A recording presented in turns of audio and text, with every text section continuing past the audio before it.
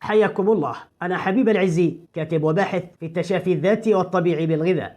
لو أنت من الناس الذين يشتكون من نزلات البرد والسعال والكحة في موسم البرد القارس وفي فصل الخريف، فأنا حرفيا جايب لك اليوم الحل الشافي والكافي بحول الله، والذي سيخلصك بإذن الله من السعال والكحة المصاحبة لنزلات البرد.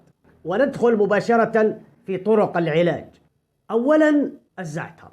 تحتوي أوراق الزعتر وأزهاره على عنصرين هامين، وهما الثيمول والكارفاكرول، واللذين يعملان كمضادات أكسدة طبيعية لهذا التهيج الذي يحصل في حلقك، كما أنها تعمل كذلك كمقشعات طبيعية للبلغم المصاحب للسعال، كما يحتويان على مضادات طبيعية أيضا مضادة للبكتيريا وللفيروسات، وكلها عوامل تساعد في تخفيف السعال والاحتقان.